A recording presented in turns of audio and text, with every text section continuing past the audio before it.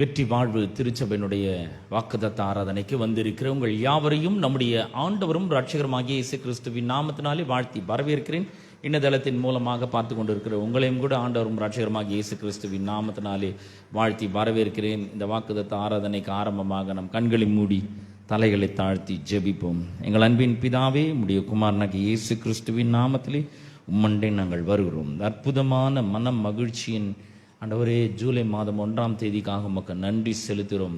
ஆண்டவர், இந்த மாதத்தின் முதல் தேதியிலே உமக்கு நன்றி சொல்லும்படியாக, உம்மை துதித்து ஆராதிக்கும்படியாக நீர் எங்களுக்கு கொடுத்த ஸ்லாக்கியத்திற்காக, பாக்கியத்திற்காக உமக்கு நன்றி செலுத்துகிறோம். ஆண்டவரே, இந்த துதி ஆராதனை எல்லாவற்றையும் நீர் அங்கீகரிக்கும்படியாக நாங்கள் ஜெபிக்கிறோம்.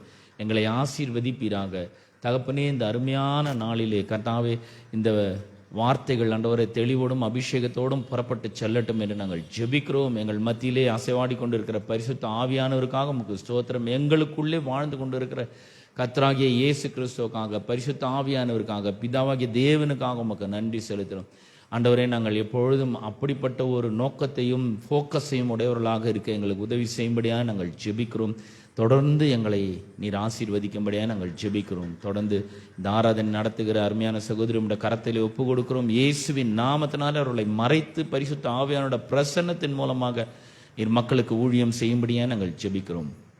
தொடர்ந்து ஆராதனை ஆசீர்வதிப்பிறாங்க. இயேசுவின் நாமத்தில் ஜெபிக்கிறோம் பிதாவே, ஆமென்.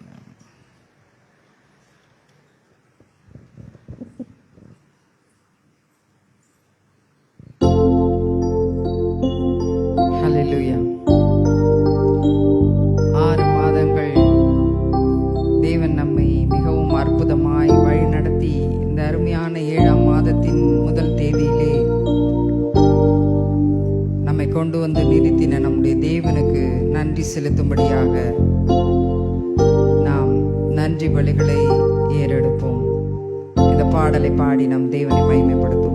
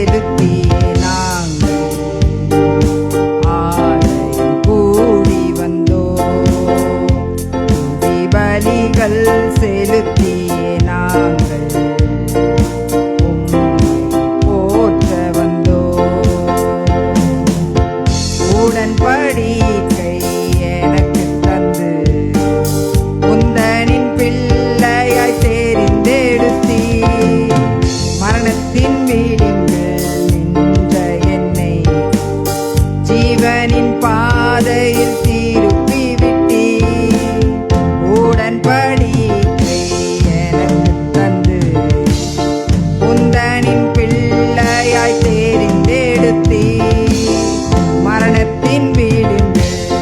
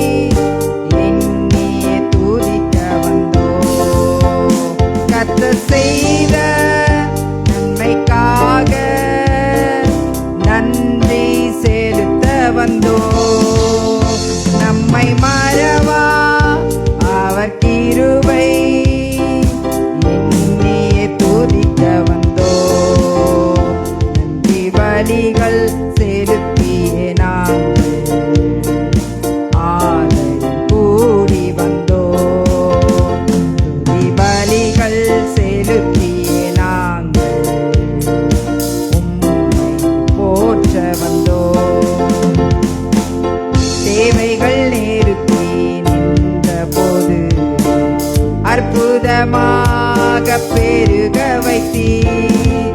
கண்ணீரின் பாதையில் திகைத்த போது கண்மணியே என்று என்னை அழைத்தீர். தேவைகள் நெருக்கி நின்ற போது அற்புதமாக பெருக வைத்தீர். கண்ணீரின் பாதையில் திகைத்த போது கண்மணியே என்று என்னை அழைத்தீர். கர்த்தர் செய்த நன்மைக்காக நன்றி செலுத்த வந்தோம். நம்மை மறவா அவர் கிருபை எண்ணியே துதிக்க வந்தோம்.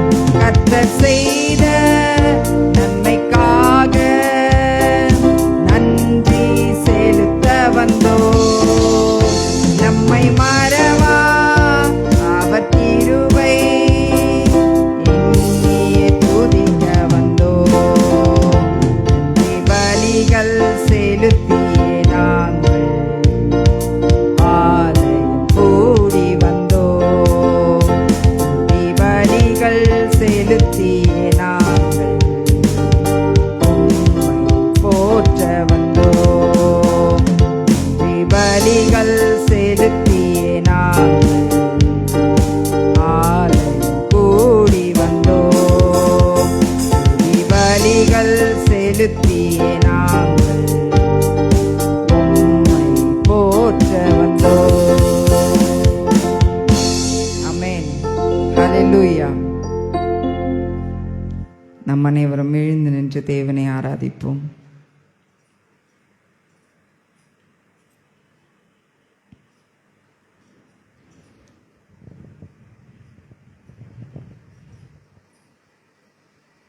ஆத்துமாவே நன்றி சொல்லு முழு உள்ளத்தோடு. கர்த்தர் செய்த நன்மைகளை ஒரு நாளும் மறவாதே.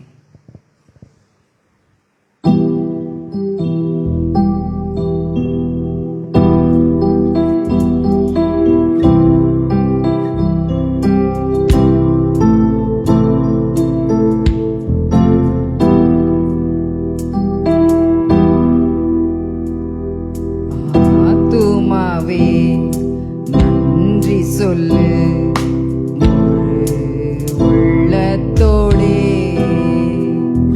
என் ஆத்துமாவே நன்றி சொல்லு முழு உள்ளத்தோடே. கர்த்தர் செய்த நன்மைகளை ஒரு நாளும் மறவாதே. நம் கர்த்தர் செய்த நன்மைகளை ஒரு நாளும் மறவாதே. ஆத்துமாவே நன்றி சொல்லு முழு உள்ளத்தோடே.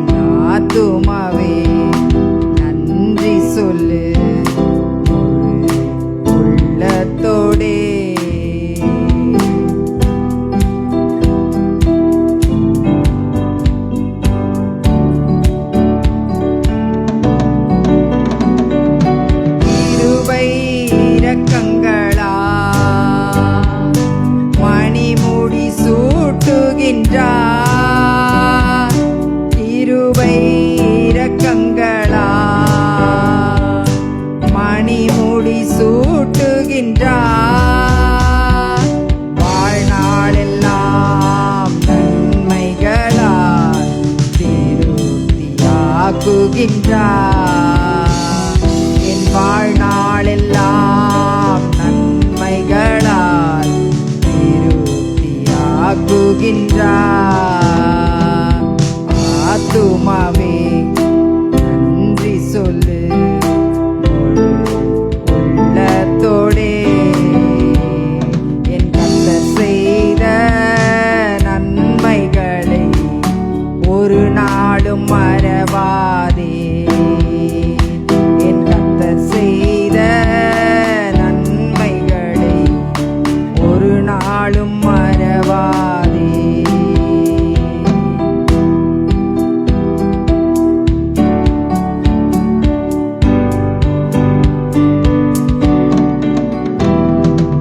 இளமை கழுகு போல புதிதாக்கி மகிழ்கின்றார். இளமை கழுகு போல புதிதாக்கி மகிழ்கின்றார். ஓடினாலும் நடந்தாலும் பலன் குறைவதில்லை. நாம் ஓடினாலும் நடந்தாலும் பலன் குறைவதில்லை. என் கர்த்தர் செய்த நன்மைகளை ஒரு நாளும் மறவாதே. நம் கர்த்தர் செய்த நன்மைகளை ஒரு நாளும் மறவாதே. ஆத்துமாவே நன்றி சொல்லு உள்ளத்தோடே. என் ஆத்துமாவே நன்றி சொல்லு உள்ளத்தோடே. கர்த்தர் செய்த நன்மைகளை ஒரு நாளும் மறவாதே. நம் கர்த்தர் செய்த நன்மைகளை ஒரு நாளும் மறவாதே. நம் கர்த்தர் செய்த நன்மைகளை ஒரு நாளும் மறவாதே. நம் கர்த்தர் செய்த நன்மைகளை ஒரு நாளும் மறவாதே. ஆமென். ஹல்லேலூயா, ஹல்லேலூயா, ஹல்லேலூயா. நன்றி தகப்பனே. அப்பா உம்மை நன்றியோடு துதிக்கிறோம், ஸ்தோத்தரிக்கிறோம் ராஜா. நீர் எங்களுக்கு செய்த நன்மைகள் யாவற்றையும் நாங்கள் ஒருபோதும் மறவாதவர்களாய் ஒவ்வொரு நாளும் ஆண்டவரே நாங்கள் உமக்கு நன்றி சொல்லுகிறவர்களாய் அப்பா நாங்கள் ஒவ்வொரு நாளும் உம்முடைய சமூகத்திலே வந்து ஆண்டவரே உம்மை தேட நீர் எங்களுக்கு உதவி செய்யும்படியா நாங்கள் ஜெபிக்கிறோம் தகப்பனே. அப்பா உம்மை நன்றியோடு துதிக்கிறோம், ஸ்தோத்தரிக்கிறோம் ராஜா. அற்புதமாய் இந்த 6 மாதங்களை எங்களை வழிநடத்தி இந்த 7ஆம் மாதம் 1ஆம் தேதியிலே எங்களை கொண்டு வந்து சேர்த்தீரே. அப்பா உம்மை நன்றியோடு துதிக்கிறோம். இந்த மாதத்தை நீர் எங்களை காண செய்ததற்காக நன்றி செலுத்துகிறோம் தகப்பனே. அப்பா உமக்கு நன்றி நன்றி நன்றி. அப்பா அந்த ஆராதனை வேளையிலே எங்களோடு கூட நீர் இருந்தபடியால் நன்றி செலுத்துகிறோம். வார்த்தையின் வேளையிலும் ஆவியானவர் வெளிப்படும்படியாய் ஜெபிக்கிறோம். மீதியான வேளையை நீர் பொறுப்பெடுத்துக் கொள்வீராக. துதி கன மகிமை மேன்மை யாவற்றையும் உமக்கு செலுத்துகிறோம். இயேசுவின் மூலம் ஜெபிக்கிறோம் நல்ல பிதாவே, ஆமென்.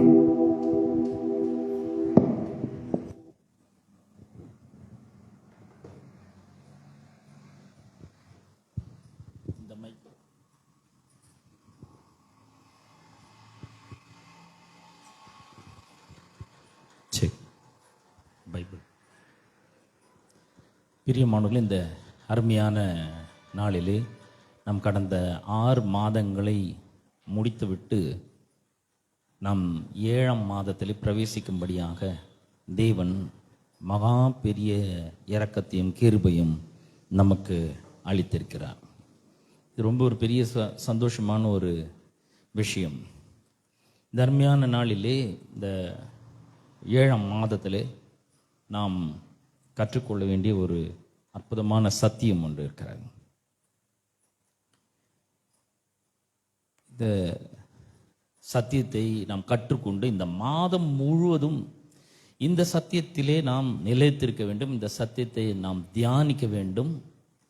இந்த சத்தியம் நமக்குள்ளே வேரூன்ற வேண்டும் என்று ஆண்டவரும் இரட்சகருமாகிய இயேசு கிறிஸ்து விரும்புகிறார். பாருங்கள், சத்தியத்தை கற்றுக்கொள்வது ஒரு விஷயம், ஆனால் அந்த சத்தியத்தில் நிலைத்திருக்கிறதும் அந்த சத்தியம் நமக்குள்ளே வேரூன்றதும் இன்னொரு விஷயம். அதுக்கு பரிசுத்த ஆவியானவர் உங்களுக்கு எனக்கும் உதவி செய்ய வேண்டும் என்று நான் கர்த்தரை நோக்கி ஜெபிக்கிறேன். இன்றைக்கு நம்ம ஒரு வார்த்தையை தான் நாம் பார்க்க போகிறோம். மத்திய சுவிசேஷம் 1ஆம் அதிகாரம் 23ஆம் வசனத்தை நான் உங்களுக்காக வாசிக்க போகிறேன். அதில் ரொம்ப ஆழமான அற்புதமான ஒரு சத்தியம், நம்முடைய வாழ்க்கை மாற்றக்கூடிய ஒரு சத்தியம், நம்முடைய வாழ்க்கை வெற்றியை நோக்கி நடத்தி செல்லக்கூடிய ஒரு அருமையான சத்தியம் இந்த 23ஆம் வசனத்தில் இருக்கிறது. அவன் இதோ ஒரு கன்னிகை கர்ப்பவதியாகி ஒரு குமாரனை பெறுவாள், அவருக்கு இம்மானுவேல் என்று பெயரிடுவார்கள் என்று சொன்னான். இம்மானுவேல் என்பதற்கு தேவன் நம்மோடு இருக்கிறார் என்று அர்த்தமாம். இன்னைக்கு இதுதான் நம்ம பார்ப்போம். இம்மானுவேல், இம்மானுவேல், எல்லாரும் சொல்லு இம்மானுவேல். இம்மானுவேல்னு என்ன அர்த்தம்னா, தேவன் நம்மோடு கூட இருக்கிறார், தேவன் நம்மோடு இருக்கிறார்.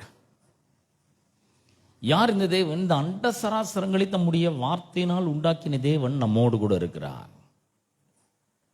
இந்த வானத்தை, இவ்வளோ பெரிய வானம், எங்க போனாலும் நம்ம மேலே பார்க்குறோம், அப்படிப்பட்ட ஒரு வானத்தை சிருஷ்டித்தவர், எதிர்காலத்திலே ஒரு சால்வையை போல சுருட்டுகிறவர், அவர் நமக்குள்ள இருக்கிறார், நம்மோடு கூட இருக்கிறார்.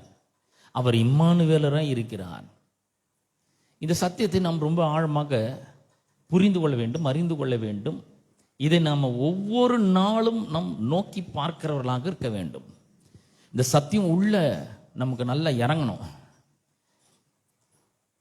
பாருங்க, நம்ம தேவன் நம்மோடு கூட இருக்கிறார், நம்மோடு இருக்கிறாருன்னா இது சும்மா பைபிளில் படிச்சுட்டு அப்படியே போயிடணும். நம்ம இல்லை, நிறைய நேரங்களில் இந்த தேவன் நம்மோடு கூட இருக்கிறாருன்றதையே நம்ம மறந்து போயிடும். நம்ம மட்டும் தனியாக இந்த உலகத்தில் வாழ்ந்துன்னு இருக்கிற மாதிரி நம்ம ஒரு கற்பனை உலகத்தில் வாழ்ந்து கொண்டு இருக்கிறோம். பாருங்க, நமக்கு உள்ள தேவன் இருக்கிறார் என்ற அந்த அந்த ஒரு சத்தியத்தையே நம்மை மறக்கும்படி பிசாசு செய்கிறான். அப்படிப்பட்ட கஷ்டங்களையும் அப்படிப்பட்ட ஒரு கவலைகளையும் நமக்குள்ள கொண்டு வருகிறான். நிறைய பாரங்களை கொண்டு வரான். வெயிட்டு பாரம் சுமந்து கொண்டே இருக்கணும்னு பிசாசு விரும்புகிறான். பாருங்க, எப்பவுமே ஏதாவது ஒரு பேர்டன், எப்பவுமே ஏதாவது ஒரு கவலை, எப்பவுமே ஏதாவது ஒரு வெயிட் நம்ம மேல வச்சுட்டே இருக்கணும்னு பிசாசு விரும்புகிறான். ஆனா இயேசு சொல்றாரு, வருத்தப்பட்டு பாரம் சுமக்கிறவர்களே நீங்கள் எல்லாரும் என்னிடத்திலே வாருங்கள், நான் உங்களுக்கு இளைப்பாறுதல் தருவேன்றார். நான் உங்களுக்கு ரெஸ்ட் கொடுக்குறேன். ஆனால் நம்ம வாழ்க்கை கொஞ்சம் பாருங்க, ரெஸ்டே இல்லாமல் ஓடிட்டே இருக்க வேண்டியது. 24 மணி நேரமும் எத்தையோ ஒன்று செஞ்சுட்டே இருக்க வேண்டியது. கடவுளுக்கு நேரம் இல்லை, நமக்குள்ள அவர் வந்து வாசம் பண்றாரு, அதை எண்ணி பார்க்கறதுக்கு நேரம் இல்லை, சிந்தித்து பார்க்கறதுக்கு நேரம் இல்லை, தியானிக்கிறதுக்கு நேரம் இல்லை. இப்படிதான் நம்ம வாழ்ந்து கொண்டு இருக்கிறோம். பாருங்க, நம்முடைய வாழ்க்கையில் ஒரு பெரிய மாற்றம் வர வேண்டும் என்று நம்ம விரும்புகிறோம். ஆனால் அந்த மாற்றத்தை கொண்டு வரக்கூடிய சத்தியத்தை குறித்து நாம ஒரு பெரிய அக்கறை எதுவும் எடுத்துக்கொள்றதே இல்லை. நம்மளுடைய எண்ணம் என்னன்னா, நான் நல்லா இருக்கணும், நான் என் குடும்பம் நல்லா இருக்கணும், நான் நல்லா மேலே வரணும் அப்படின்னா நான் கடுமையாக உழைக்கணும், நான் கடுமையாக படிக்கணும், நான் கடுமையான வேலைகளை செய்யணும், பல மணி நேரம் வேலை செய்யணும், ஏன்னா சம்பாதிக்கணும். ஏன் சம்பாதிக்கணும்? தேவைகள் அதிகமாக இருக்காது. இதே தான் அது. பாருங்க, உலக பிரகாரமான மனிதனுக்கும் கிறிஸ்தவனுக்கும் பெரிய வித்தியாசம் இருக்கு. உலக பிரகாரமான மனிதனுக்கு யாரும் இல்லை, ஆனால் நமக்கு தேவன் இருக்கிறார். ஆமென். அவங்க மேல தேவனுடைய மகிமை இல்லை, நம்ம மேல தேவனுடைய மகிமை உதித்து இருக்கிறது. நாம வெளிச்சமா இருக்கிறோம். இந்த இருண்ட உலகத்துல இருந்தா கூட நாம வெளிச்சமா இருக்கிறோம். அப்ப பாருங்க, இயேசு நமக்குள்ள இருக்கிறார், நம்மோட கூட இருக்கிறார் என்கிற இந்த சத்தியம் நம்முடைய இருதயத்தினுடைய ஆழத்திலே நாம் பதித்து கொள்ள வேண்டும். மரியாள் பாருங்க, ஒரு சாதாரண ஒரு பெண்மணி, அவங்க கிட்டத்தட்ட 400 வருஷங்கள் அவங்களுக்கு வந்து கடவுளுடைய வார்த்தையை எங்கேயுமே உண்டாகல. இருண்ட காலம் என்று சரித்திர வல்லுநர்கள் அதை அழைக்கிறார்கள். 400 வருஷம் கடவுள் வந்து காட்சி அளிக்கல, பேசல, தீர்க்கதரிசிகள் கர்த்தர் உரைக்கிறதாவது அப்படின்லாம் சொல்லல, பரிசுத்த ஆவியானவர் இடைப்படல. 400 ஆண்டுகள் இப்படியே போகுது. 400 ஆண்டுகள் கழிச்சு முதல்ல தேவ தூதன் மரியாள் இடத்தில் வந்து பேசுகிறான். இது எவ்வளவு அற்புதம்! கடவுள் மரியாள் இடத்திலே தம்முடைய தூதனை அவர் அனுப்புகிறார். அப்படி சந்திக்கும் பொழுதுதான் இந்த வார்த்தைகளை கூறுகிறார். ஒரு சில வசனங்கள் முன்னாடி நம்ம போய் வாசிக்கும் பொழுது 18ஆம் வசனம் சொல்லுகிறது, இயேசு கிறிஸ்துவனுடைய ஜனனத்தின் விவரமாவது, எப்படி இயேசு கிறிஸ்து பிறக்கிறார், இந்த விவரத்தை அந்த 18ஆம் வசனம் சொல்லுகிறது. அவருடைய தாயாகிய மரியாள் யோசேப்புக்கு நியமிக்கப்பட்டிருக்கையில், நிச்சயதார்த்தம் நடந்து முடிஞ்சிடுச்சு, அவர்கள் கூடி வரும் முன்னே, கணவன் மனைவியாக வாடுறதுக்கு முன்னே, அவள் பரிசுத்த ஆவியினாலே கர்ப்பவதியானாள் என்று காணப்பட்டது. பாருங்கள், மரியாள் இயேசுவை பெற்று நடக்கிற மாதிரி இல்ல, இவர் பரிசுத்த ஆவியினாலே இந்த மரியாள் கர்ப்பவதியானாள் என்று காணப்பட்டது. இயேசு பரிசுத்த ஆவியானவரால உற்பவித்து பிறந்தவர், கர்ப்பம் தரித்து பிறந்தவர் என்று வேதம் சொல்லுகிறது. இந்த வசனத்தை நல்லா கவனிக்கணும். அவள் பரிசுத்த ஆவியினாலே கர்ப்பவதியானாள் என்று காணப்பட்டது. பரிசுத்த ஆவியானவர் இங்க ஒரு ஸ்திரீயை கர்ப்பவதியாக்கி அவள் இயேசுவை பெற்றெடுக்கிறாள். இப்ப பாருங்க, நம்ம வந்து சாதாரணமா ஒரு தாய்க்கும் தகப்பனுக்கும் நம்ம பிறக்கிறோம். அப்படி பிறக்கும் பொழுது அவர்களுடைய பண்புகள், அவர்களுடைய குணாதிசயங்கள், அவர்களுடைய நடத்தைகள், அவர்களுடைய மேனரிசம், அவர்களுடைய செயல்கள், இதெல்லாம் நமக்குள்ள வந்துடுது. ஒரு சின்ன குழந்தையே பார்த்தீங்கன்னா, அந்த குழந்தையினுடைய தாய் இன்னொரு குழந்தைய தூக்கும் பொழுது இந்த குழந்தை ஓன் அழுவுது, எங்கம்மா அப்படின்னு. ஒரு பெரிய சுயநலம் அந்த குழந்தைக்குள்ள இருக்குது. கள்ளங்கம்படம் இல்லாத ஒரு குழந்தைன்னு சொல்றோம், ஆனா அந்த குழந்தைக்குள்ள சுயநலம் இருக்கிறது, எல்லாவற்றையும் தனக்குன்னு வச்சுக்குது. அது மாத்திரமல்ல, இந்த தாய் தகப்பனுடைய சுபாவம், கேரக்டர் எல்லாமே இந்த குழந்தைக்குள்ள வந்துடுது. ஆகவேதான் தாவீது சொல்றான், என்னை என் தாய், நான் துர்குணத்திலே உருவானேன், என்னை என் தாய் பாவத்திலே கர்ப்பம் தரித்தாள். 51ஆம் சங்கீதத்தில் 5ஆம் வசனத்துல நம்ம வாசிக்கிறோம். நம்ம என்ன பண்றோம், இந்த வசனத்தையே எடுத்து இதே திரும்ப திரும்ப சொல்லி நம்ம பாவத்துல வாடுறதுக்கு ஒரு வசனத்தை கண்டுபிடிச்சு, என்னங்க பண்றது, நான் சரீரத்தில் இருக்கிற இது பொல்லாத உலகமா இருக்குது, இந்த உலகத்துல நான் வாழ்ந்தேன்னா பாவம் செய்யாம இருக்க முடியாது, ஏன்னா இந்த பாவத்துல தான் கர்ப்பமே தரிக்கப்படுறேன், துர்குணத்துல தான் நான் உருவானேன், இப்படியெல்லாம் சொல்ல ஆரம்பிக்கிறோம் நம்ம. சரிங்க, அது முதல் பிறப்பு. ஒரு தாய்க்கும் தகப்பனுக்கும் பிறக்கும் பொழுது அந்த தாய் தகப்பனுடைய குணாதிசயங்கள், இந்த மனுஷீக சுபாவங்கள் எல்லாமே நமக்குள்ள வர்றதுதான். பொறாமை இருக்கு, சண்டை இருக்கு, விரோதம் இருக்கு, பகை இருக்கு, எரிச்சல் இருக்கு, பெருமை இருக்கு, துர்குணம் இருக்கு, பொல்லாப்பு இருக்கு, எல்லாமே உள்ள அந்த தாய் தகப்பன் மாதிரியே அந்த சுபாவத்தை நாம சுதந்திரித்துக் கொள்ளுகிறோம். ஆனால் நமக்கு இன்னொரு பிறப்புன்னு ஒண்ணு இருக்கிறது. நீங்களும் நானும் மறுபடியும் பிறந்தவர்களாக இருக்கிறோம். மறுபடியும் பிறந்தப்ப என்ன நடந்துக்குது, நமக்கு நாம் வந்து என்னைக்கு கர்த்தராகிய இயேசு கிறிஸ்துவை நோக்கி, ஆண்டவரே, இன்று முதல் நான் உம்மை என்னுடைய ஆண்டவராக ஏற்றுக்கொள்ளுகிறேன், உம்மை என்னுடைய வாழ்க்கையின் தலைவராக வைக்கிறேன், நான் இன்னிலிருந்து உம்முடைய பிள்ளை ஆகிறேன் அப்படின்னு நம்ம சொல்லும் பொழுது, இயேசு கிறிஸ்து நமக்குள்ள வந்து பிறக்கிறார். எப்படின்னா, பரிசுத்த ஆவியானவர் மூலமாக இயேசு கிறிஸ்து நமக்குள்ள வந்து விடுகிறார். இது எவ்வளவு பாருங்க, இந்த பிறப்பை பத்தி நம்ம பேசுறதே கிடையாது. நாம மறுபடியும் பிறக்கிறோம் என்று வேத வசனம் சொல்லுகிறது. 1 பேதுரு 1ஆம் அதிகாரம் 23ஆம் வசனத்துல நம்ம வாசிக்கிறோம், அழிவுள்ள வித்தினால் அல்ல, அழிவில்லாததும் என்றைக்கும் ஜீவிக்கிறதுமான ஜீவன் உள்ளதுமான அழிவில்லாத வித்தினாலே நாம் என்ன பண்ணப்பட்டிருக்கிறோம், மறுபடியும் ஜெனிப்பிக்கப்பட்டிருக்கிறோம் என்று கர்த்தருடைய வார்த்தை சொல்லுகிறது. நாம மறுபடியும் பிறந்திருக்கிறோம், நாம் மறுபடியும் ஜெனிப்பிக்கப்பட்டிருக்கிறோம், நம்ம மறுபடியும் பிறந்திருக்கிறோம். எப்படி பிறந்திருக்கிறோம்? முதல் முறை தாய் தகப்பனுக்கு பிறந்திருக்கிறோம், அவங்களுடைய சுபாவம்லாம் வந்திருக்குன்னா இப்போ மறுபடியும் நாம பிறந்திருக்கிறோம். இயேசு நமக்குள்ள வந்து பிறந்திருக்கிறாரு, உள்ள வந்திருக்கிறாரு. இப்போ நம்ம ஆவியினாலே பிறந்திருக்கிறோம், பரிசுத்த ஆவியினாலே பிறந்திருக்கிறோம். இதை குறித்து எபேசியர் நிருபத்தில் அவர் 4ஆம் அதிகாரத்தில் அவர் எழுதுறாரு, அப்போஸ்தலனாகிய பவுல் எழுதுறாரு, நாம முன்னே எப்படி இருந்தோம், இப்போ வந்து நம்ம மறுபடியும் பிறந்திருக்கிறோமே, நம்ம எப்படி இருக்கிறோம் அப்படின்றத பத்தி அவர் எழுதுறாரு பாருங்க. 4:22 முன்னே அந்தப்படி முந்தின நடக்கைக்குரிய மோசம் போக்கும் இச்சைகளினாலே கெட்டு போகிற பழைய மனுஷனை களைந்து போட்டு, இது யாரு? ஜென்ம சுபாவம்.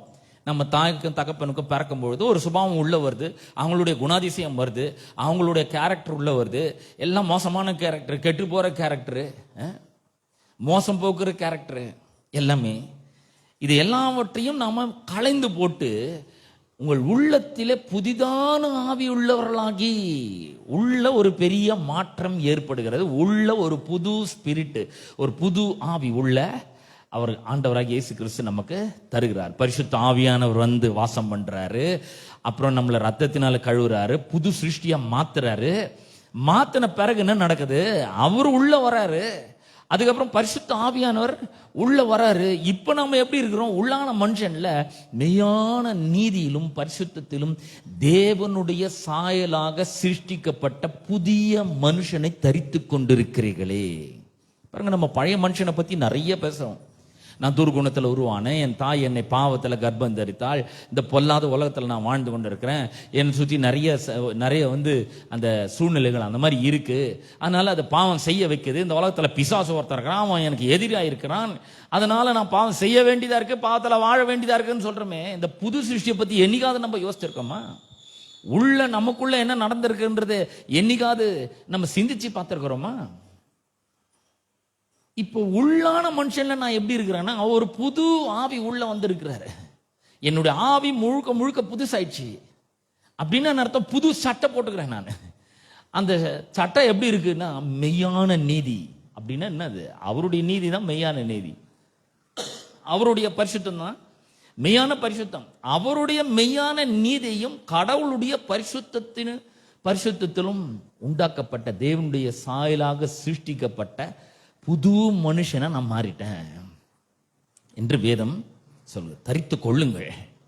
அப்ப தினந்தோறும் எழுந்து நம்ம கண்ணாடியில பார்த்து, ஐயோ என் தாய் என்ன வந்து பாவத்துல கர்ப்பம் தரித்தாள், நான் துர்குணத்துல உருவான, இப்படியே சொல்லி கூடாது. எழுந்து இன்னைக்கு நான் புது ட்ரெஸ் போட்டுக்கிறேன், மெய்யான நீதி, மெய்யான பரிசுத்தம், தேவனுடைய சாயலை நான் தரித்து கொள்றேன், அணிந்து கொள்றேன். நான் வந்து தேவனுடைய பிள்ளையா இருக்கிறேன், அவர் எனக்குள்ள வந்து பிறந்திருக்கிறார் என்று ஒவ்வொரு நாளும் நம்ம இந்த போக்கஸ் பண்ணுகிறவர்களா இருக்கிறோம். இயேசு என்னோட கூட இருக்கிறார், அவர் இம்மானுவேலா இருக்கிறார், தேவன் எனக்குள்ள இருக்கிறார் என்றதை நாம ஒவ்வொரு நாளும் வாயை திறந்து சொல்லுகிறவர்களாக இருக்க வேண்டும். கடவுளே எனக்குள்ள வந்து வாசம் பண்ணி கொண்டு இருக்கிறார், தேவன் என்னோடு இருக்கிறார், எனக்குள்ள இருக்கிறாரு, அவர் இம்மானுவேலா இருக்கிறாரு, அவர் எனக்குள்ள இருக்கிறாரு. இப்ப உள்ளதான் போக்கஸ் பண்ணணும் நல்லா. அப்ப பாருங்க, 19ஆம் வசனம் சொல்லுகிறது, அவள் புருஷனாகிய யோசேப்பு நீதிமானா இருந்து அவளை அவமானப்படுத்த மனதில்லாமல் ரகசியமாய் அவளை தள்ளிவிட யோசனையா இருந்தான். இப்ப இவனுக்கு நிச்சயதார்த்தம் நடந்துடுச்சு. திடீர்னு இவனுக்கு ஒரு செய்தி வருது, என்னன்னா மரியாள் கர்ப்பமா இருக்கிறான். இன்னும் இவங்க 2 பேர் கூடி வரல, ஒரு கணவன் மனைவி போல வாழல. இப்ப யோசேப்பு நீதிமானா இருக்கிறான். ஐயோ, இந்த பொண்ணை வந்து எப்படி பப்ளிக்கா அவமானப்படுத்துறது, அதனால ரகசியமா என்ன பண்ணலாம், வேணான்னு சொல்லிடலாம் அப்படின்னு சொல்லிட்டு யோசனை பண்ணிட்டே இருக்கும் பொழுது 20ஆம் வசனம் சொல்லுகிறது, அவன் இப்படி சிந்தித்துக் கொண்டிருக்கையில் கர்த்தருடைய தூதன் சொப்பனத்தில் அவனுக்கு காணப்பட்டு. பாருங்க, இயேசு உள்ள பிறந்த உடனே, நமக்குள்ள பிறந்த உடனே தேவ தூதர்கள் நமக்கு உதவி செய்யும்படியாக, ஆலோசனை கொடுக்கும்படியாக வருகிறார்கள். தேவ தூதர்களுடைய உதவி நமக்கு வந்து கிடைக்க ஆரம்பிக்கிறது. தேவ தூதன் யோசேப்பு கிட்ட மட்டும் இல்ல, மரியாள்கிட்டயும் வரான், யோசேப்பு கிட்டயும் வரான். யோசேப்பு கிட்ட வந்து என்ன சொல்றான், தாவீதின் குமாரனாகிய யோசேப்பே, உன் மனைவியாகிய மரியாளை சேர்த்து கொள்ள ஐயப்படாதே, சந்தேகப்படாதே, அவளிடத்தில் உற்பத்தி ஆயிருக்கிறது பரிசுத்த ஆவினால் உண்டானது. பாருங்க, இந்த இடத்துல வந்து தேவ தூதன் வர என்ன சொல்றாரு, மரியாள் வந்து கர்ப்பவதி ஆயிருக்கிறது உண்மைதான், ஆனா அவ ஒரு புருஷன் மூலமா கர்ப்பவதி ஆகல, பரிசுத்த ஆவியானவர் மூலமா கர்ப்பவதியாகி இருக்கிறா. அதனால அவளை சேர்த்துக்கொள்ள சந்தேகப்படாத, அவளை சேர்த்துக்கோ, அவளோட சேர்ந்து வாழு அப்படின்னு சொல்லி பரிசுத்த ஆவியான தேவ தூதன் வந்து யோசேப்புக்கு சொல்லுகிறான். அது பரிசுத்த ஆவியானவருடைய குழந்தை, ஆவினாலே பிறக்கிற குழந்தை அப்படின்னு யோசேப்புக்கு தேவதூதன் வந்து சொல்றோம். ஏன் தேவதூதன் வந்தான்னா, அது பழைய உடன்படிக்கையின் காலம். இயேசு இன்னும் இந்த உலகத்துல வந்து மரிக்கல, மனிதனுடைய பாவத்துக்காக பாவ நிவாரணத்தை செஞ்சு முடிக்கல, உயிரோடு எழுந்திருக்கல, மரித்து உயிரோடு எழுந்திருக்கல, பரலோகத்துக்கு போல, பரிசுத்த ஆவியானவர் இன்னும் அனுப்பப்படல. அதனால தேவதூதன் வந்தான். ஆனா இன்னைக்கு நாம தேவனுடைய பிள்ளைகளா இருக்கிறோம்.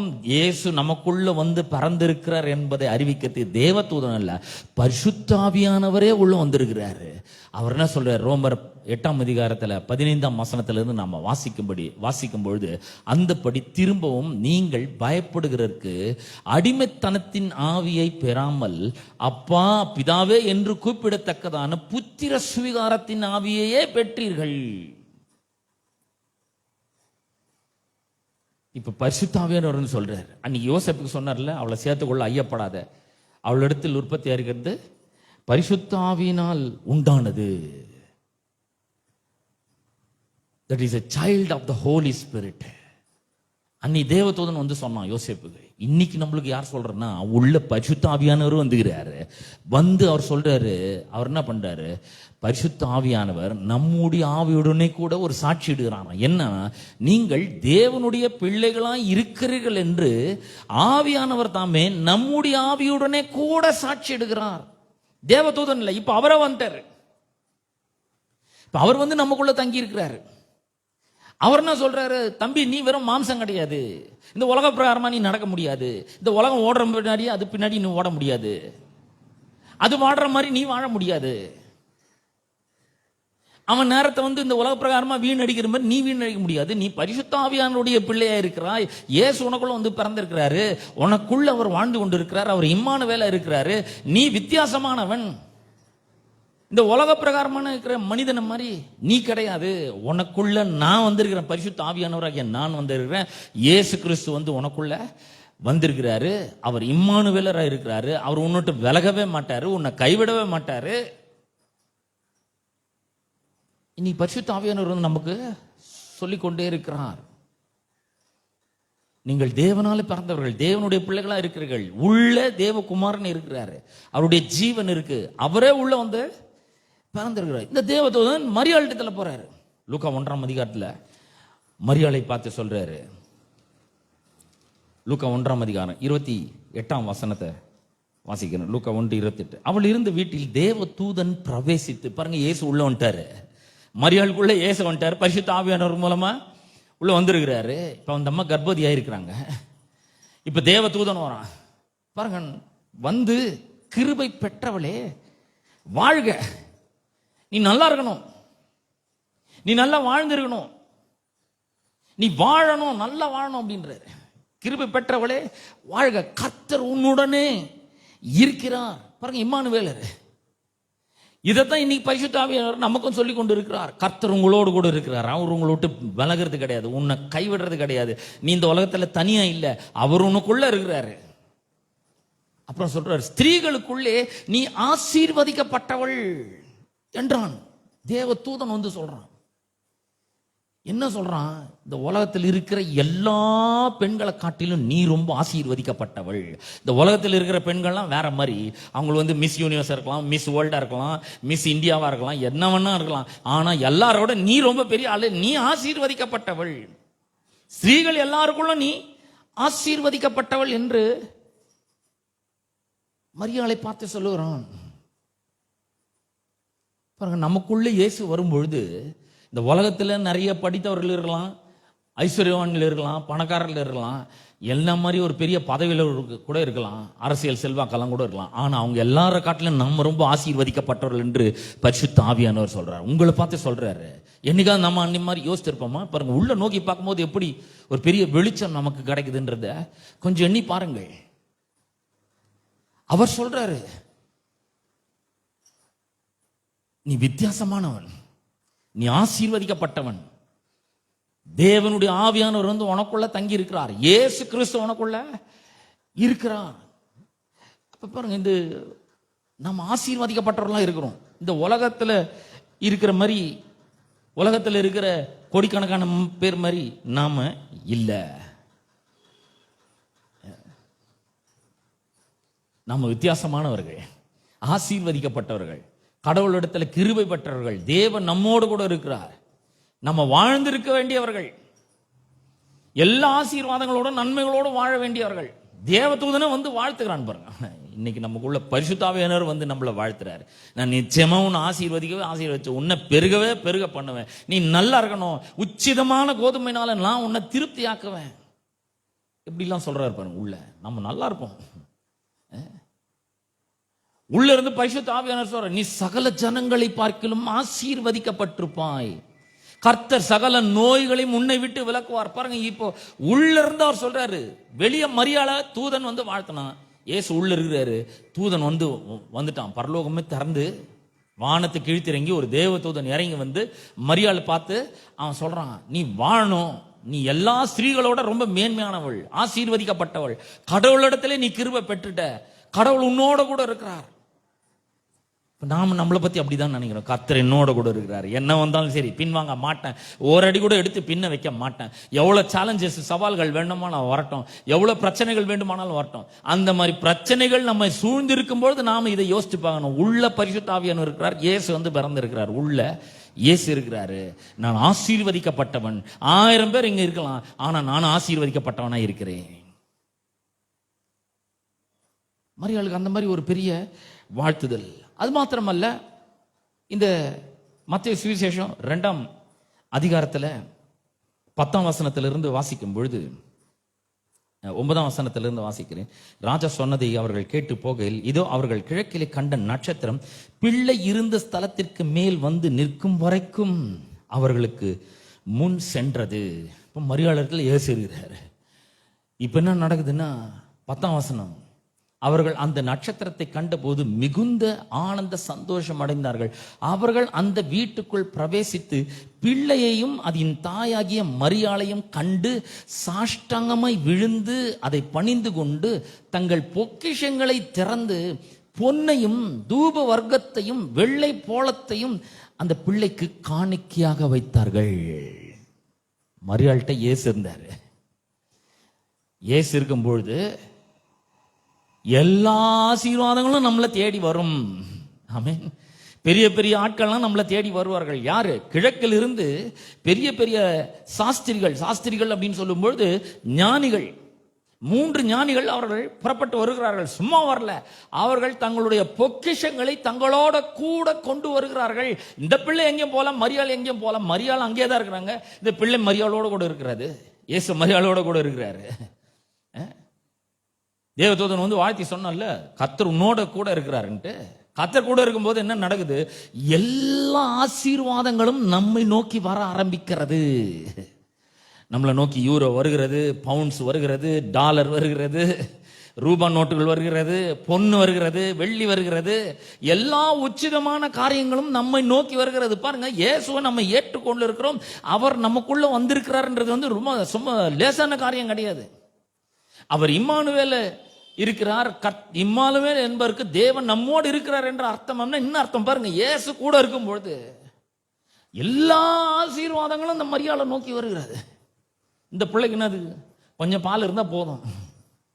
இந்த பொண்ணு வச்சு என்ன பண்ண போகுது, வெள்ளைப்போளத்தை வச்சு என்ன பண்ண, ஒன்றும் எதுவும் தேவையில்லை. ஆனா அவர்கள் வந்து சாஷ்டாங்கமாய் விழுந்து அந்த குழந்தையையும் மரியாளையும் பணிந்து கொண்டார்கள். அது மாத்திரமல்ல, அவர்கள் தங்கள் பொக்கிஷங்களை திறக்கிறார்கள். நான் சொல்றேன், இயேசு நம்மோட கூட இருக்கும் பொழுது, அவர் நமக்குள்ள இருக்கும் பொழுது அநேக பொக்கிஷங்கள் திறக்கப்படும்.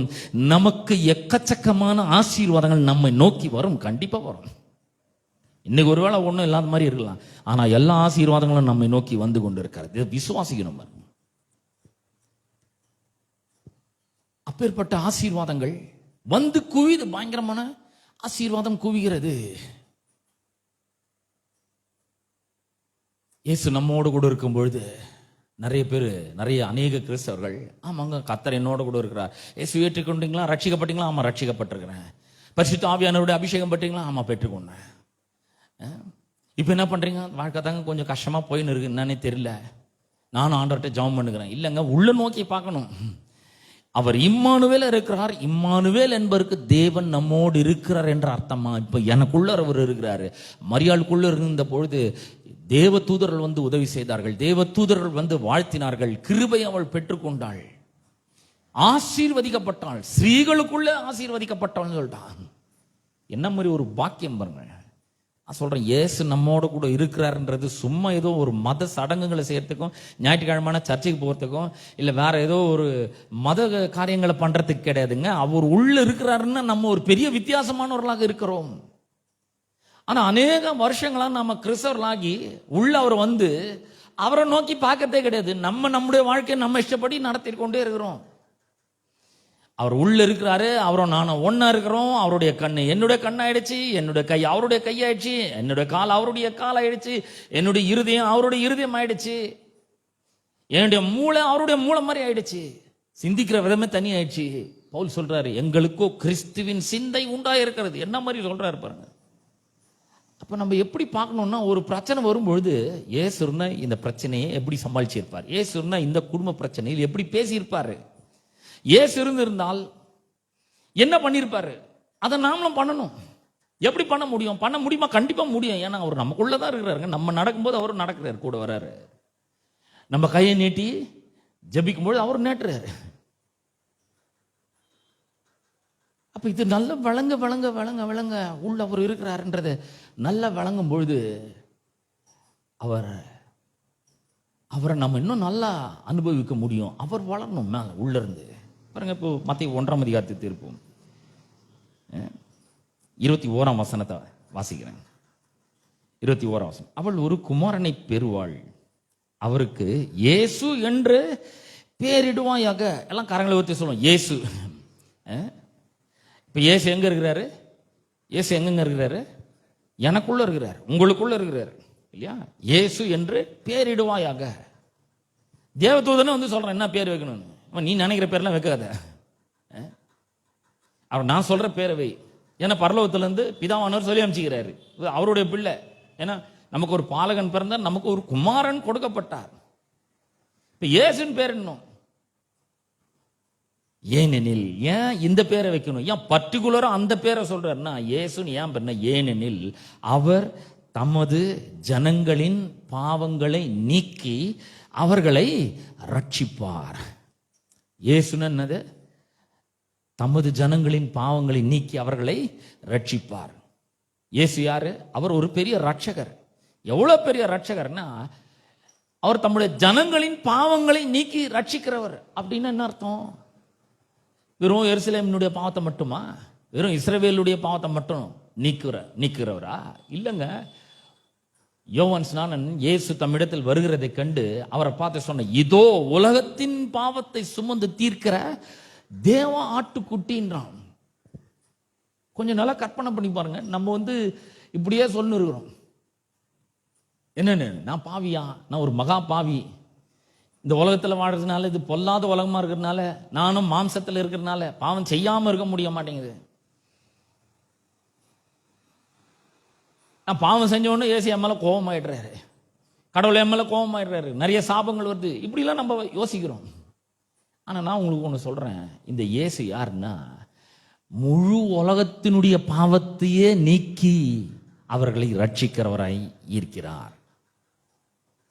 யோவான் 3:16 சொல்கிற, தேவன் தம்முடைய குமாரனை விசுவாசிக்கிறவன் எவனோ அவன் கெட்டு போகாமல் நித்திய ஜீவனை அடையும்படிக்கு அவரையே தந்தருளி இவ்வளவாய் உலகத்தில் என்ன பண்றாரு, அன்பு கூர்ந்த அந்த உலகத்துல இருக்கிற எல்லா மக்களுடைய பாவத்தை நீக்கி ரட்சிக்கிற அவர் தான் யாரு? இயேசு. இந்தியாவின் பாவத்தை அவர் நீக்கி ரட்சிக்க முடியும், ரட்சித்திருக்கிறாரு. ஐக்கிய அமெரிக்க நாடுகளினுடைய பாவத்தை நீக்கி ரட்சித்திருக்கிறாரு. இலங்கையினுடைய பாவத்தை நீக்கி ரட்சித்திருக்கிறாரு. 5 கண்டங்கள், ஆசியா கண்டம், ஆப்பிரிக்கா கண்டம், ஆஸ்திரேலியா கண்டம், தென் அமெரிக்கா, வட அமெரிக்கா கண்டம், எல்லா தீவுகள் எல்லாத்தினுடைய பாவத்தையும் நீக்கி ரட்சிக்கிறார். யாரு? இயேசு. அதுதான் தேவத்துவம் சொல்றோம். அவருக்கு இயேசுன்னு பேரிடுவார். அவர் தமது ஜனங்களின் பாவங்களை நீக்கி அவர்களை ரட்சிக்கிறவர். நான் கேட்கிறேன், இயேசு எவ்வளவு பாவத்தை மன்னிச்சிருக்கிறார்? இந்த உலகத்தில் இருக்கிற எல்லா மனிதர்களுடைய பாவத்தையும் நீக்கி ரட்சித்து இருக்கிறார். அவர் நீக்கி இருக்கிறார். அவர் தம்மால சம்பந்தம் இருக்கிறார். இப்ப அவர் எங்க இருக்கிறாரு? இம்மானுவேலரா நமக்குள்ள இருக்கிறாரு. உள்ள வந்தாச்சு. இப்போ இயேசு எங்க இருக்கிறார்? உள்ள இருக்கிறாரு. நான் கேட்கிறேன், உலகத்தின் பாவத்தையும் நீக்கிறவர் நம்முடைய சின்ன பாவத்தை நீக்க மாட்டாரா? அப்புறம் ஏன் நம்ம நான் துர்குணத்தில் உருவான என் தாய் என் பாவத்தை என்னை பாவத்தில் கர்ப்பம் தரித்தால் இப்படியே ஏன் சொல்லி இருக்கிறது? உலகத்தினுடைய பாவத்தையே நீக்கி ரட்சிக்கிறவர் இப்ப எனக்குள்ள இருக்கிறாருங்க. அவர் என்னுடைய சின்ன பாவத்தை மன்னிக்க மாட்டாரா? ரட்சிக்க மாட்டாரா? நீக்க மாட்டாரா? நீங்களும் நானும் அவர் என்னைக்கு உள்ள வந்தாரோ அன்னைக்கே அவருடைய நீதி பரிசுத்தத்தினால் நிரப்பப்பட்டாச்சுங்க. அவர் சொல்றாரு, நான் செடி, நீங்கள் கொடிகள். கொடியானது செடியிலே நிலைத்திரா விட்டால் அது தானாய் கனி கொடுக்க மாட்டாதது போல நீங்களும் என்னிலே நிலைத்திரா விட்டால் கனி கொடுக்க மாட்டீர்கள் சொல்லுகிறது. ஒருவன் என்னில் நிலைத்திருந்தால் அவன் அதிக கனிகளை கொடுப்பான்னு சொல்லியிருக்குது. அப்ப கனி இப்போ அவர் உள்ள வந்துட்டாரு. இப்ப நாம கொடியா இருக்கிறோம், நாம அவரும் ஒன்னா இணைக்கப்பட்டுறோம். கடவுள் இந்த பெரிய வேலையை செஞ்சுட்டா பாருங்க. இவ்வளவு பெரிய வேலையை அவர் செஞ்சு முடிச்சாரு. இப்போ நான் கேட்கிறேன், இந்த திராட்சை கொலை எதுல வரும்? கொடியிலையா இல்ல செடியிலையா? கொடியில தான் வரும். இந்த கொடி தான் கனி கொடுக்க வேண்டும். கிளை தான், பிரான்ச் தான் பழங்களை கொடுக்க வேண்டும். நீங்களும் நானும் தான் பிரான்ச். மெயின் செடி யாரு? இயேசு. அவர் உள்ள வந்தாச்சு, நாம் அவரை இணைக்கப்பட்டாச்சு. இப்ப இந்த இணைக்கப்பட்ட நிலைமையிலே இருக்கும்போது நம்மால் என்ன பண்ண முடியும்? அவருடைய குணங்களை வெளிப்படுத்த முடியும், அவருடைய அன்பை வெளிப்படுத்த முடியும், அவருடைய ஜீவனை வெளிப்படுத்த முடியும், அவர் முகத்தில் இருக்கிற ஒளியை வெளிப்படுத்த முடியும். அவருடைய குணமெல்லாம் நமக்கு வந்திருக்கு. அவருடைய கருணை, அவருடைய இரக்கம், அவருடைய தயவு நமக்குள்ள வந்திருக்குது. ஏன்? மெய்யான நீதி வந்துச்சு, பரிசுத்தம் வந்துச்சு, அப்புறம் தேவனுடைய சாயல் வந்தாச்சு. என்னைக்கோ உள்ள நம்ம புது மனுஷனா மாற்றப்பட்டு இருக்கிறோம். உள்ளத்துல புதிய ஆவி வந்துச்சுங்க. இப்போ உள்ள நோக்கி பார்க்கணும். இந்த இயேசுவை நாம் வளர்த்தெடுக்கிறவர்களாக இருக்க வேண்டும்.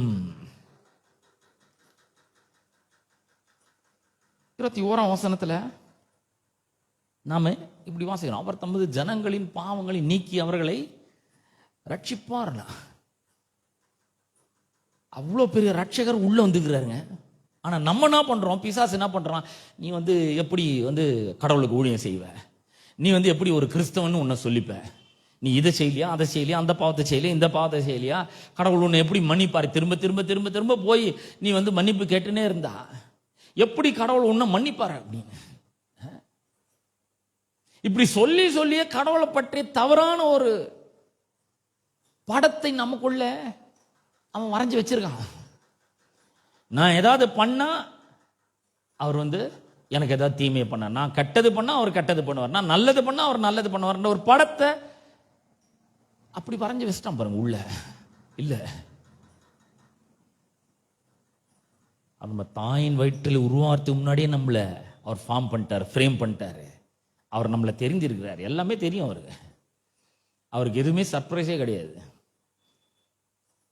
அப்ப இந்த இவ்வளவு பெரிய விஷயம் நமக்கு நடந்திருக்குது. அவர் வந்திருக்கிறாரு, இம்மானுவேலா இருக்கிறார், நமக்குள்ள அவர் இருக்கிறாரு, பரிசுத்த ஆவியானவர் உள்ள வந்துக்கிறாருன்னா ஏன் வாழ்க்கை வெற்றிகரமா இல்லை? இது ஒரு கேள்வி வருது இல்லையா? ஏன் நான் செழிப்பா இல்லை? ஏன் ஆசீர்வாதம் வரல? ஏன் யாரும் என்னை தேடி வரல? ஏன் நான் நல்லா இல்லை?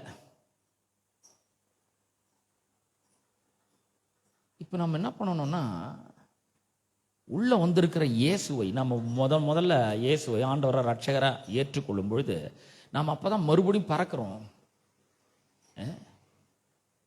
உள்ள வர இயேசு சின்ன ஒரு குழந்தை மாதிரி வர்றாரு. எப்படி மரியாளுக்குள்ள எப்படி வந்தாரோ அந்த மாதிரி முதல்ல நம்ம ரட்சிக்கப்படும் போது முதல்ல நமக்குள்ள அப்படி வருகிறார். இந்த இயேசுவை நாம் வளர்க்க வேண்டும். இயேசு வளரணும் அப்படின்னு சொன்னா, அவர் குழந்தையா இருந்தார் இல்லையா? குழந்தையா தான் பிறந்தார். திடீர்னு அப்படியே பெருசாயிடல. குழந்தைய பிறந்து திடீர்னு அவர் பெருசாயிடல. அவருக்கு தாய் வேணும், தகப்பன் வேணும், அப்புறம் போதகர்கள் வேணும், நிறைய ஆவிக்குரிய தலைவர்கள் வேணும், டீச்சர்ஸ் வேணும், ஏன் ஒரு பிள்ளை நம்முடைய குடும்பத்தில் ஒரு பிள்ளை வந்து பிறக்குதுன்னா எல்லாருமே வேணும். அந்த ஒரு நல்ல குடும்ப சூழல் வேணும். அந்த குழந்தை 24 மணி நேரம் பாதுகாக்கக்கூடிய, கண்ணு கருத்துமா பாதுகாக்கக்கூடிய தாய் வேணும், தகப்பன் வேணும். இந்த பிள்ளையினுடைய தேவைகள் எல்லாம் சந்திக்கிறதுக்கு போய் உழைச்சி சம்பாதிக்கக்கூடிய அந்த தகப்பன் வேணும். இந்த பிள்ளை கொஞ்சம் பெருசானவனா ஸ்கூல்ல கொண்டு போய் சேர்க்கணும், அதுக்கு டீச்சர்ஸ் வேணும். எல்லாரும் ரொம்ப அவசியம். அப்பதான் இந்த குழந்தை கொஞ்சம் கொஞ்சமா என்ன பண்ண முடியும், வளர முடியும். எல்லாருக்கும் ஒரு ரோல் இருக்கு. இந்த பிள்ளை தன்னால வளர்ந்துறாது. அறிவுல வளர்றதுக்கு ஸ்கூலுக்கு கொண்டு போகணும், அதுக்கு டீச்சர்ஸ் வேணும். அது ஒரு வருஷத்து வரைக்கும் ஒரு காலேஜ் ஒரு கிளாஸ்ல ஒரு வருஷம் வரைக்கும் தான் இருக்க முடியும். அடுத்தது இன்னொரு டீச்சர் வரணும். இது மாதிரி பல டீச்சர்ஸ் இருக்கணும், ப்ரொஃபசர்ஸ் வேணும். எனது பிள்ளை வளர வேண்டும். வளரலன்னு என்ன ஆகும் பாருங்க. இயேசுவை யாரும் தொட முடியாது, அது உண்மைதான். ஆனா இயேசு குழந்தையா இருக்கிறதுனால அவருக்கு இவங்க எல்லாமே தேவை. ஏன் தேவை அப்படின்னு சொன்னா, ஏரோது என்ன பண்றான், இந்த இயேசு தனியா இருக்கிறாரா அப்படிலாம் பார்த்து எப்படியாவது இந்த இயேசுவை கொல்லணும்னு அவன் விரும்புகிறான். ஆட்கள் அனுப்புறான், தேட சொல்றான். இந்த சாஸ்திரிங்க திரும்பி வரவே இல்லை. மறுபடியும் தேவதூதன் யோசேப்புக்கு சொப்பனத்துல காணப்பட்டு, நீ எழுந்து பிள்ளை எடுத்துக்கொண்டு என்ன பண்ணு, ஓடுன்றாரு. ஏன் அப்படியே சரி பண்ணிருக்க முடியாது. ஏன்னா இந்த பிள்ளை அது சின்ன பிள்ளை, ஒன்றும் பண்ண முடியாது. இதே இயேசு வளர்ந்து பெருசாகும் பொழுது ஒரு குன்றின் மேல நிக்கிறாரு. அது மேலேருந்து அவரை தள்ளி விடணும்னு பாக்குறாங்க. ஆனா அவர்களுடைய கண்களுக்கு அவர் மறைந்து போறாரு. இன்னொரு இடத்துல அவர்கள் நடுவு அப்படியே பேசாம நடந்து போறாரு. யாரும் ஒன்றும் பண்ண முடியல. ஆனா குழந்தையா இருக்கும்பொழுது என்ன பண்றாரு, எடுத்துன்னு ஓடு, எகிப்துக்கு போ. ஏன்னா பிள்ளைய கொல்றதுக்கு ஏறுவது முயற்சி செய்து கொண்டிருக்கிறான். 2ஆம் அதிகாரம், மத்திய 2ஆம் அதிகாரம் 20ஆம் வசனம்.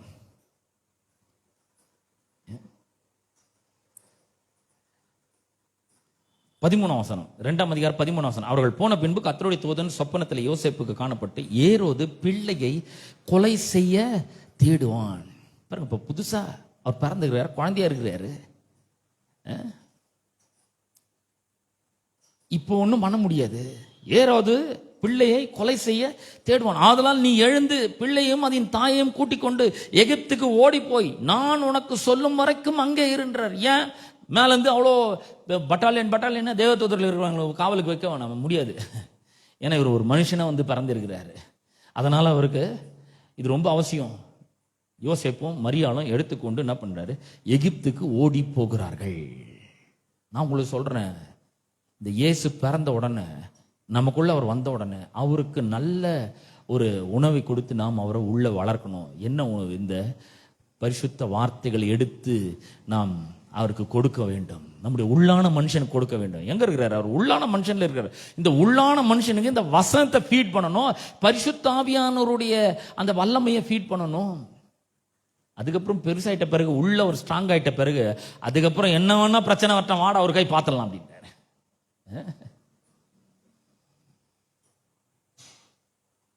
அது மட்டும் இல்ல, அவர் வந்து எப்படி அழைக்கப்பட்டார்னா, அவர் தாம் வளர்ந்த நாசிரத்துக்கு போயின்னு வேதவசனம் சொல்லு. லூக்கா சுவிசேஷம் 4ஆம் அதிகாரம், லூக்கா சுவிசேஷம் 4ஆம் அதிகாரம் 17ஆம் வசனத்துல, நம்ம 16ஆம் வசனத்துல வாசிக்கும், தாம் வளர்ந்த ஊராகிய நாசரேத்துக்கு அவர் வந்து. நாசரேத்து, நாசரேத்துன்றது ரொம்ப ரொம்ப சின்ன ஊர், ஒரு குக்கிராமம் கூட வச்சுக்கலாம். ஏன்னா யோவான் சுவிசேஷம் 1ஆம் அதிகாரத்துல இந்த பிலிப்பு நாத்தான் வேலை கண்டு தீர்க்கதரிசிகளின் புத்தகத்தில் எழுதியிருக்கிற அவரை கண்டோம்னு அவன் சொல்றான். 45ஆம் வசனம் வாசிக்கிறேன். யோவான் 1:45. பிலிப்பு நாத்தான் வேலை கண்டு நியாய பிரமாணத்திலே மோசையும் தீர்க்கதரிசிகளும் எழுதியிருக்கிறவரை கண்டோம். அவர் யோசேப்பின் குமாரனும் நாசரேத்தூரானும் ஆகிய இயேசுவே என்றான். இந்த இயேசு யார்? நாசரேத்தூரான். நாசரேத் எங்க தெரியாது. பிரபலமே இல்லாத ஒரு ஊர், ஒரு கிராமம். அதுக்கு நாத்தான்வேல் சொல்றான் 46ஆம் வசனத்துல, அதற்கு நாத்தான்வேல், நாசரேத்திலிருந்து யாதொரு நன்மை உண்டாக கூடுமா என்றான். அதற்கு பிலிப்பு, வந்து பார் என்றான்.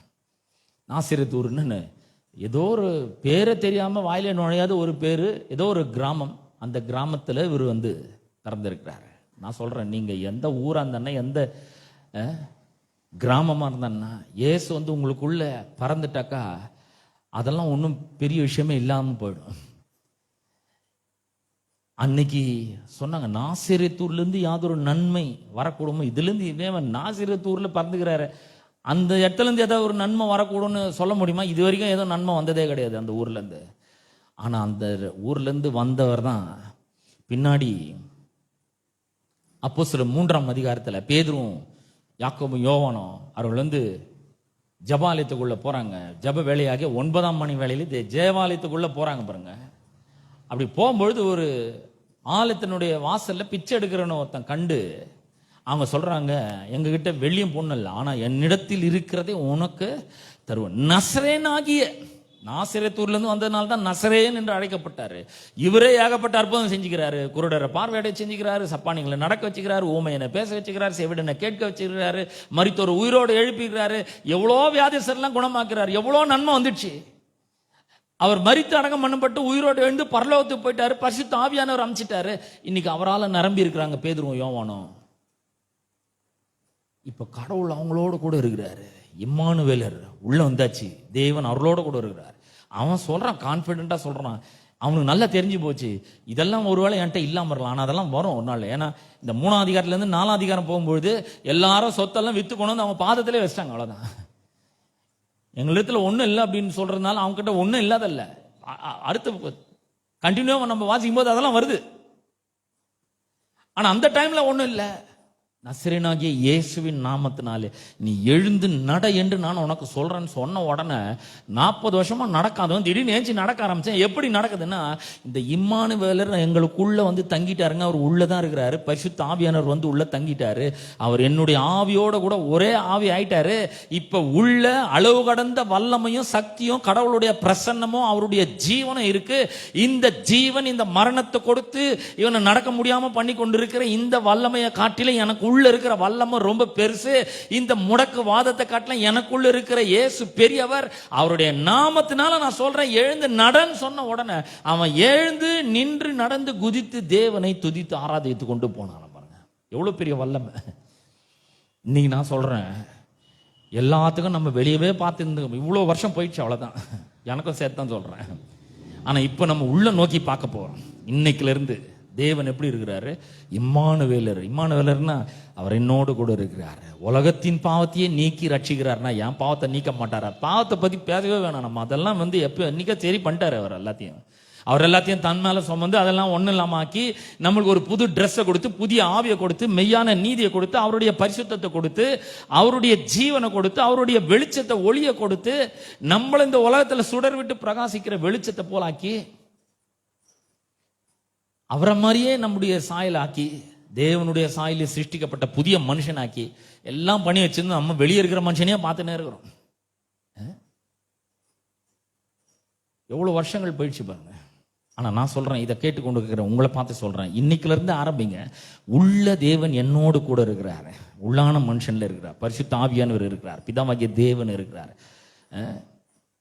இப்ப நான் உள்ள நோக்கி பார்க்கிறேன், எனக்கு என்ன வேணும்னாலும் அவங்க தர முடியும். ஏன்னா இயேசு ஏன் வந்து நம்மளால இவ்வளோ பெரிய வேலையை அவர் தேவன் பண்ணியும் நம்மளால ஏன் சரியா வர முடியலன்னா, உள்ள இருக்கிற இயேசுவை வளர்த்து எடுக்க வேண்டும். இந்த வார்த்தையை கொடுக்கணும். உள்ள பரிசுத்த ஆவியானவர் மூலமாக, பரிசுத்த ஆவியானவரால் நிரம்பினவர்களாக நாம் அந்நிய பாஷையில பேசணும். நிறைய பேச வேண்டும். பேச பேச இந்த வார்த்தையை கொடுக்க கொடுக்க அவர் வருவார். அவர் சொல்ல, பிதாவின் சித்தத்தை செய்கிறதே என்னுடைய போஜனமா இருக்குதுன்னு. அவருடைய சித்தம், அவருடைய வார்த்தை தான் அவருடைய சித்தம். இந்த வார்த்தையை கொடுக்க கொடுக்க அவருக்கு போஜனம் கொடுக்கிற மாதிரி உள்ள அவர் வளர ஆரம்பிக்கிறாரு. யோவான் சொன்னான், அவர் பெருகணும், நான் சிறுகணும். நான் சொல்றேன், எந்த அளவுக்கு நம்மளை நோக்கி பார்க்கறத நம்ம நிறுத்திட்டு எந்த அளவுக்கு உள்ள வந்துக்கிறாரு அவரை நோக்கி பார்க்கிறோமோ அந்த அளவுக்கு வாழ்க்கை ரொம்ப பிரமாதம் ஆகிக்கொண்டே வரும். பாருங்க, எல்லாம் நம்மளை தேடி வரும். எத்தனை பேர் சொல்றீங்க? கண்டிப்பா வரும். நான் விசுவாசிக்கிறேன், ரொம்ப அதிகமா வரும். அவருடைய மகிமை நம்ம மூலமாக வெளிப்படும். நம்ம இந்த உலகத்தில் பிரகாசிப்போம். நான் சொல்றேன், இந்த மாதம் முழுக்க இந்த எண்ணம் நமக்கு இருக்கணும். எனக்குள்ள ஒருத்தர் வந்துக்கிறார், அவர் பேர் இம்மானுவேல். அவர் இந்த உலகத்தையே ரட்சிக்கக்கூடிய, பாவங்களை நீக்கக்கூடியவர் எனக்குள்ள இருக்கிறார். என் பாவத்தெல்லாம் எப்பயோ நீக்கிட்டாரு அவர். இவ்வளோ பெரிய பாவத்தையும், உலகத்தினுடைய பாவத்தையே நீக்கிட்டாருன்னா என் பாவத்தை நீக்க முடியாது. அவரை எப்பயோ நீக்கிட்டாரு. எனக்கு புது வாழ்வை தந்திருக்கிறார், உள்ள புதுசாக்கி இருக்கிறார். என்ன, நான் புது சிருஷ்டியா இருக்கிறேன், தேவனுடைய பிள்ளையா இருக்கிறேன். அவர் பரிசுத்த ஆவியானவரால என்னை பிறக்க வச்சிருக்கிறாரு. அவரும் எனக்குள்ள வாசம் பண்ணி கொண்டிருக்கிறார். அவர் எனக்குள்ள உலாவறார், என்னுடைய தேவனா இருக்கிறார், நான் அவருடைய ஜனமா இருக்கிறேன், நான் உடன்படிக்கை மனிதனா இருக்கிறேன், கடவுளுடைய பிள்ளையா நான் இருக்கிறேன். இப்போ நான் அவரும் ஒன்னா இருக்கிறோம். நான் அவரும் ஒன்னா இருக்கும் பொழுது பரிசுத்த ஆவியானவர் எனக்கு உதவி செய்கிறார், தேவ தூதர்கள் எனக்கு உதவி செய்கிறார்கள். நான் வாழ்ந்திருப்பேன். எல்லா ஆசீர்வாதமும் என்ன நோக்கி வரும். இந்த உலகம் ஒருவேளை இருள் இருக்கலாம், ஆனா நான் ஆசீர்வதிக்கப்பட்டவனாய் நான் இருக்கிறேன். இந்த உலகம் தரித்திரத்தில் இருக்கலாம், ஆனா நான் ஆசீர்வதிக்கப்பட்டவனா இருக்கேன். இந்த மொத்தம் பைபிள் முழுக்க இப்படிதான். உலகம் முழுக்க பஞ்சம் இருந்தது, ஆனா எகிப்தில் இருந்த கோஷன் நாட்டில் மட்டும் எந்த பஞ்சமும் கிடையாதுங்க. எகிப்தில் மட்டும். ஏன்னா யோசேப்பு இருக்கிறாங்க. நான் சொல்றேன், நமக்குள்ள இயேசுவே இருக்கிறார். நமக்குள்ள பஞ்சம் கிடையாது, பசி கிடையாது, தரித்திரம் கிடையாது, ஏழ்மை வறுமை பற்றாக்குறைலாம் கிடையாது. உள்ள நோக்கி பாருங்கள். நான் சொல்றேன், அவரும் நீங்களும் ஒன்றாக இருக்கிறீர்கள். இந்த சத்தியத்தை புரிஞ்சுக்கணும், ஆழமா சிந்திச்சு பார்க்கணும், இதையே தியானிக்கணும் டெய்லி. அவர் உள்ள பெருகணும். பவுல் இதை பற்றி சொல்லும் பொழுது கலாத்தியர் 2:20 கிறிஸ்துவுடனே கூட சிலுவையிலே என்ன பண்ணப்பட்டேன், அறையப்பட்டேன். என்னைக்கு அவர் அறையப்பட்டாரோ அன்னைக்கு அவருக்குள்ள நானும் அறையப்பட்டாச்சு. என் பழைய மனுஷன் அவரோடு கூட அறையப்பட்டாச்சு. அவர் அடக்கம் பண்ணப்படும் பொழுது நான் அடக்கம் பண்ணப்பட்டாச்சு. அவர் உயிரோடு எழுந்துக்கும் போது நான் அவர் கூட எழுந்தாச்சு. இந்த சத்தியத்தை நல்லா விளங்கி கொள்ள வேண்டும். கடவுள் எனக்குள்ள இருக்கிறார், பரிசுத்த ஆவியானவர் உள்ள இருக்கிறார். அவர் மூலமாக நான் இந்த உலகத்துல பிரமாதமா வாழ்வேன். நான் எல்லாம் என்னை நோக்கி வரும் அப்படின்ற ஒரு பெரிய ஒரு சத்தியத்தை இந்த மாதம் முழுக்க தியானியுங்கள். அடுத்த மாசத்துல வாக்குத்தத்த ஆராதனையில் நம்ம சந்திப்போம். பாருங்க, வாழ்க்கை எப்படி மாறி இருக்கும்ன்றத சொல்லுங்க சாட்சியா.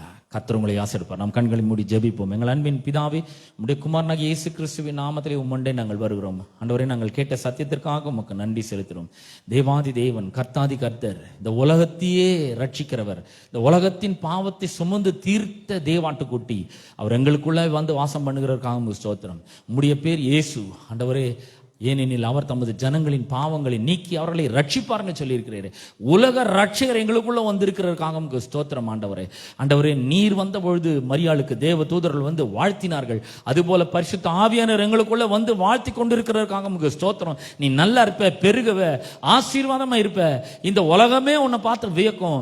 கண்டிப்பா உன்னை நான் ஆசீர்வதிப்பேன், சத்தியமா ஆசீர்வதிப்பேன்னு சொல்லி இருக்கிறீர். இதெல்லாம் நாங்கள் விசுவாசிக்கிறோம். ஆண்டவரே, ஆண்டவரே, ஞானிகள் தேடி வந்தார்கள், அதுபோல பெரிய பெரிய ஆட்கள் எங்களை தேடி வருகிறதற்காக ஸ்தோத்திரம். ஆண்டவரே, பெரிய கனத்தையும் மகிமை நீர் எங்களை தருகிறதற்காக உமக்கு ஸ்தோத்திரம். சகலவிதமான ஆசீர்வாதங்களும் நன்மைகளும் எங்களை நோக்கி வருகிறதற்காக உமக்கு ஸ்தோத்திரம். ஆண்டவரே, ஞானிகள் பொக்கிஷங்களை திறந்து ஆண்டவரே பொன்னையும் தூப வர்க்கத்தையும் வெள்ளை போலத்தையும் கொடுத்தார்கள். அதுபோல ஆண்டவரே, இந்த உலகத்தில் இருக்கிற எல்லாரும் ஆண்டவரே எங்களை நோக்கி வருகிறதற்காக உமக்கு ஸ்தோத்திரம். ஆண்டவரே, ஏசாயா 45:14 நீர் சொல்லியிருக்கிறீர், எகிப்தின் சம்பாத்தியமும் எத்தியோப்பியருடைய வர்த்தக லாபமும் நெடிய ஆட்களாகிய சபேருடைய வர்த்தக லாபமும் உன்னிடத்திற்கு தாண்டி உன்னுடையதாக என்று நீ சொல்லி இருக்கிறீரே. இதெல்லாம் நாங்கள் விசுவாசிக்கிறோம். ஆண்டவரே, இந்த மாதத்தில் அந்த ஆசீர்வாதங்கள் நடக்கட்டும் என்று ஜெபிக்கிறேன். இந்த காரியங்கள் எங்களை நோக்கி வரட்டும் என்று ஜெபிக்கிறேன். புதிய புதிய ஆசீர்வாதங்களை எங்களை நோக்கி வரட்டும் என்று நாங்கள் ஜெபிக்கிறோம். ஆண்டவரே, ஆண்டவரே, நாங்கள் இவ்வளவு வருஷங்கள் எங்களுடைய பழைய மனுஷனே நோக்கி பார்த்துட்டோம்.